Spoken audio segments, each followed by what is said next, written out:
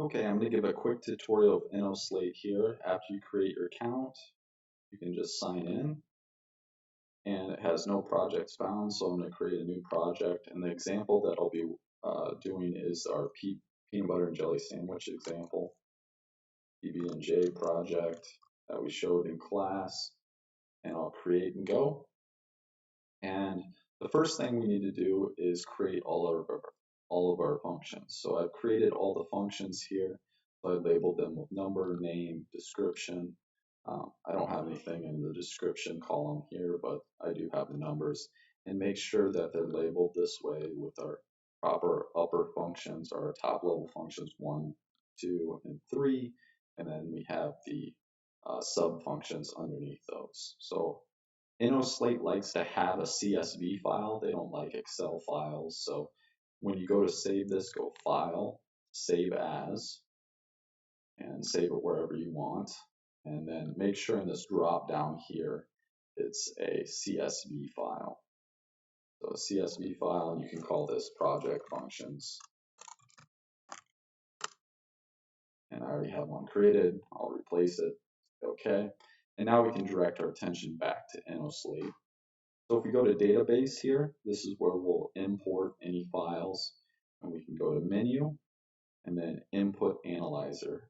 This input or import analyzer, and this is where we can bring in all sorts of different documents, but the one we'll be using is Excel file CSV. So I'll click on Excel, and the type of document that this will be is an action document, meaning for functions, Innoslate uses the word action. So it really is a function document. So we'll select action and then next, and then we need to find the file.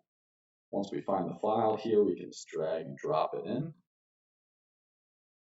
And it says it's done. I can click next, and then it shows that we have headings here. It detected that we have headings to our columns, and that's fine.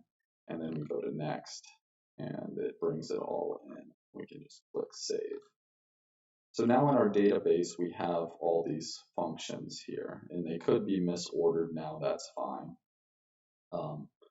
But from here, we want to create a functional flow block diagram. So if we go to diagrams, and then create diagram over here on the right-hand side, so it's over here, we're going to create diagram.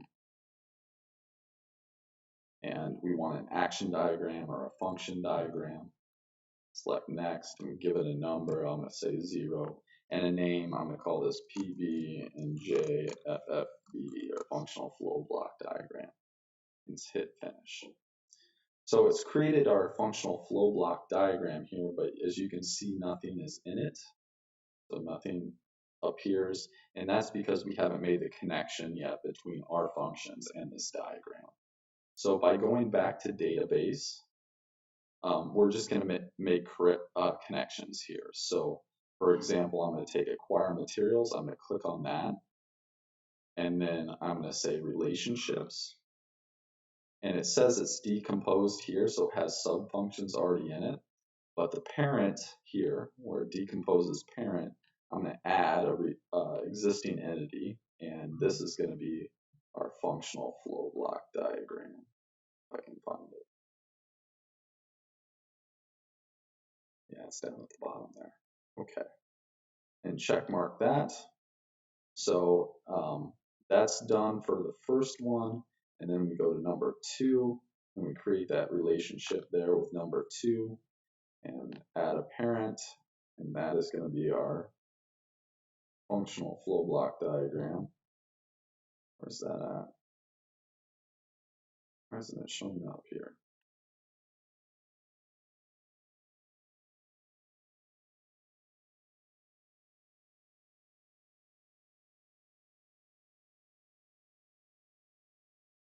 Oh, there it is right there. I must have missed it. Okay.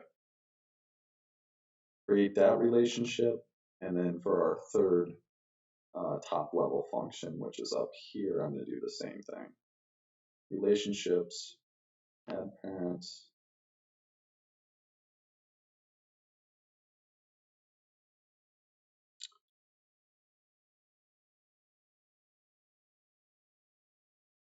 don't see it here.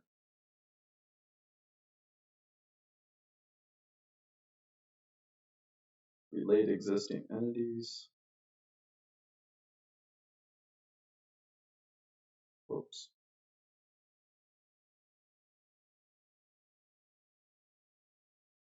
There it is. Okay. Now I see it. All right. So we have that. And now if we go back to diagrams, it should, when we click this, show everything. Yeah. So it has our top level functions here. Now, if we want to create, this is our functional flow block diagram at the upper level. But if we want to split, dive deeper into this, we can double click these and say decomposed. Click the decompose there, and it will show us all for number 1 there. And if we go back, we can decompose 2, and it shows here. And you can save this image if you right click too, if you want to save the image. So I'll go back and we'll look at number 3 here. We have number 3. So we have all of those. If you want them all to show up in the same diagram, you can click just the one that's decomposed and you can say flatten. So if this is flattened, it's going to show all those steps in number 1. And let's say some of these can be done simultaneously. So let's say if you want to retrieve the bread, retrieve the peanut butter, and retrieve the jelly all at the same time, you can use these blocks over here and drag these in. And then you can drag. And then it only gives you the option of 2 by default, but you can also click here and you can say add branch, and that will give you a 3rd one if you want to add more to this. So you can create your functional flow block diagram. Now, if there's things like an or sort of statement, you can drag those in, and you can drag that. So some sort of action here generates, you can either assemble the sandwich if it's yes, or consume the sandwich if it's no. So you can do that as well. So there are all these different ways to easy drag and drop things that way. So that's a brief tutorial of how to bring in functions into Innoslate, and it's relatively easy. It takes Innoslate's such a big software. It does so much more than this, but it's a real easy way to do your functions this way.